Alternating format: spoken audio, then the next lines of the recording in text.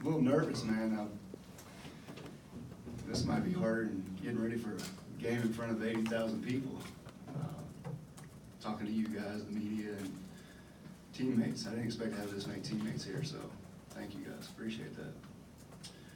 I just want to kind of keep this short and simple. I'll try to hold it together as much as I possibly can. But I just want to tell my story. I was born to a mother and father that was a cop and a nurse. My dad worked all day, would work all night to be able to provide for his family. And I can remember my dad getting home at 4 o'clock in the morning and then getting back up at 7 to go to work. Spent a lot of time at work to just provide for his family. Mom, was at work and working night shifts and things like that just so she could be home with me during the day. And so there was a lot of sacrifices made throughout the years for my family to give me and my sister the things that we were able to have growing up. At 4 years old, I started playing football, full padded football in the town of Splendora, Texas. I can still remember to this day going down Tram Road, taking a left there and being at the football fields. And I actually got to take a trip down there a few years ago and see what a 4-year-old looks like in a full uniform. It's pretty comical, man. They look like they're wearing skinny jeans with pads in it, helmets that are probably 4 sizes too big, shoulder pads that look more like body armor. They kind of look like the big guy from Game of Thrones, so it's pretty comical, but it brought a lot of memories back. I grew up being a pretty talented kid. I played running back and linebacker in Little League growing up. And I remember thinking to myself, I'm pretty good. And being from a small town, that can be a good thing, but that's also a bad thing. Because I got to the point where I thought I was so good that I didn't have to work for it.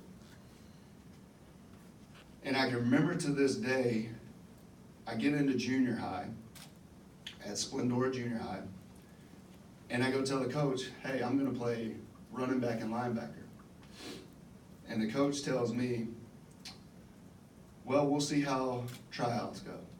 I go through tryouts. I come and look at the list, and the list says that I'm going to be a center and a D tackle. And so I come back and I'm like, hey man, I want to play running back and linebacker. He's like, son, I'm going to tell you right now, you're not athletic enough to play running back and linebacker. At that point was when I think the real work ethic set in for me. I remember going through 7th and 8th grade, working very hard to try to be better. Finally, I got moved to fullback, which everyone knows is like basically a tight end. So that just does nothing but block. So I never got the ball. So still was pretty bitter about that. But I can remember my dad telling me, do you really want to know what it takes to be good? And I said, yeah, I do. He said, no. He said, you don't understand what I'm saying. Do you really want to know what it takes to be good? He goes, because I'm telling you right now, you're not good. I said, well, yeah, show me. And I can remember my dad taking me like it was yesterday. He went to North Shore High School, which is a big 5A school down in Texas, well 6A now. Every year they're ranked top in the state.